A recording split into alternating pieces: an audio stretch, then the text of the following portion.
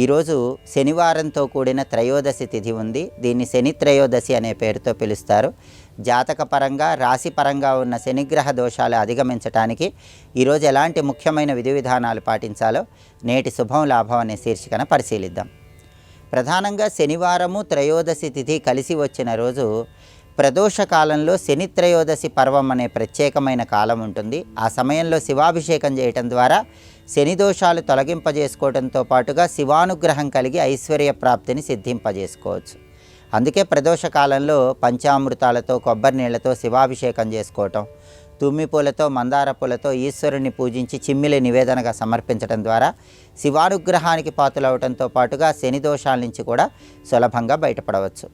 ప్రస్తుతము మీనరాశి వారికి, కుంభరాశి వారికి, మేషరాశి వారికి ఏలినాటి శని దోషం నడుస్తుంది. కాబట్టి ఏలినాటి శని దోషం నుంచి బయటపడటానికి ఈరోజు నవగ్రహ ఆలయానికి వెళ్ళి నవగ్రహ ఆలయంలో శని విగ్రహానికి నువ్వుల నూనెతో అభిషేకం చేసి నవగ్రహాలకు ప్రదక్షిణలు చేసిన తర్వాత నవగ్రహాల సమీపంలో శని సప్తనామావళి స్తోత్రాన్ని పఠించాలి.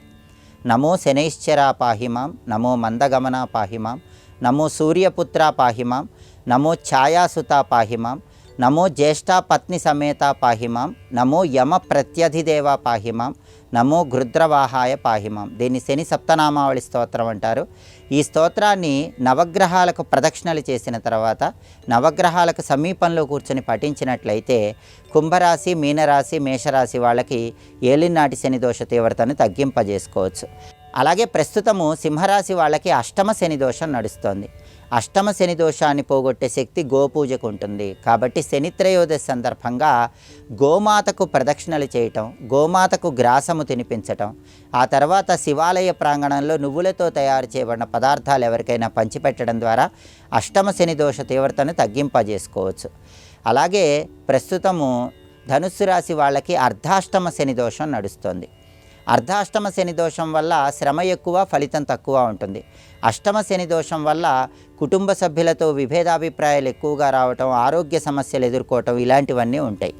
కాబట్టి సింహరాశి వాళ్ళు అష్టమ శని దోషం వల్ల ఏర్పడే అనారోగ్య సమస్యలు, కుటుంబ కలహాలు పోగొట్టుకోవటానికి గోపూజ చేయాలి. ధనుస్సు రాశి వాళ్ళు అర్ధాష్టమ శని దోషం వల్ల శ్రమ ఎక్కువ, ఫలితం తక్కువగా ఉన్న తరుణంలో శ్రమకు తగిన ఫలితం లభించాలంటే శనికి అధిష్టాన దేవుడు ఆంజనేయ స్వామి కాబట్టి ఆంజనేయ స్వామి ఆలయానికి వెళ్ళి 41 ప్రదక్షిణలు చేయాలి. శని త్రయోదశి సందర్భంగా ఆంజనేయ స్వామికి 41 ప్రదక్షిణలు చేస్తే ధనుసు రాశి వాళ్ళు అర్ధాష్టమ శని దోషం నుంచి సులభంగా బయటపడవచ్చు.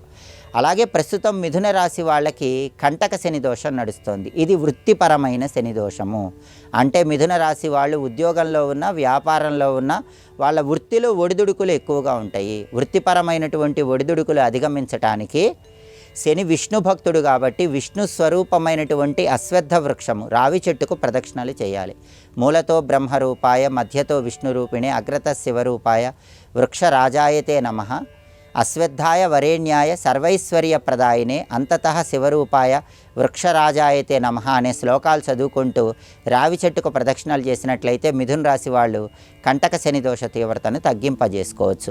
మిగిలిన రాశుల వాళ్ళు కూడా శని భగవానుడిచ్చే వ్యతిరేక ఫలితాలు అధిగమించడానికి, శని భగవానుడిని ప్రసన్నం చేసుకోవటానికి ఈరోజు ప్రధానంగా శని సంబంధమైనటువంటి స్తోత్ర పారాయణలు చేయాలి. శని వజ్రపంజర కవచ స్తోత్రం, దశరథ ప్రోక్త శని స్తోత్రం పఠించడం లేదా శ్రవణం చేయడం ద్వారా విశేషమైన శుభ ఫలితాలు చేకూరుతాయి.